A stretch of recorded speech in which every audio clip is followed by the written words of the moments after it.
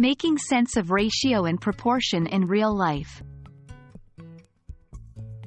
Hello learners! Today, we're diving deep into the world of ratio and proportion. We'll explore some real-life applications of these word problems, helping you understand not just how, but also why they're so essential in both test preparations and daily scenarios. At the heart of it, ratios express how much of one thing there is compared to another. They can be written as 3:2 or 3:2.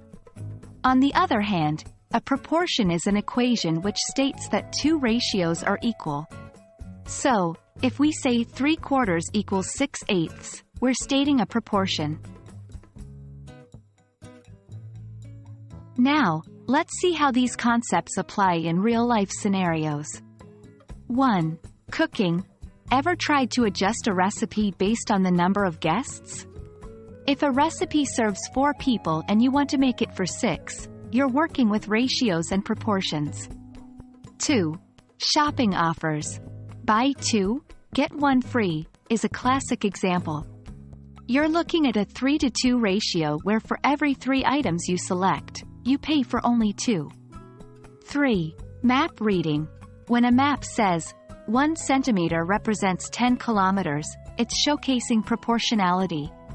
Understanding this can help you calculate distances. Why is this important for your GMAT and GRE?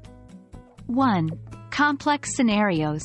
These tests often present more intricate situations where ratios and proportions provide a simplified view, helping you solve problems faster. 2. Data interpretation. Many questions are about interpreting data from charts or graphs, where understanding the underlying ratios and proportions can be the key to the right answer.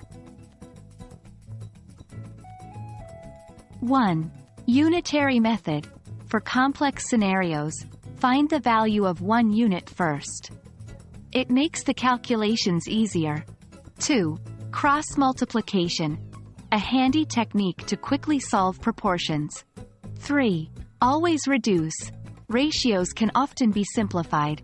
6:8 is the same as 3:4. Keep your numbers small, and the math becomes easier. And that wraps up our journey today through ratios and proportions. Remember, these aren't just test concepts.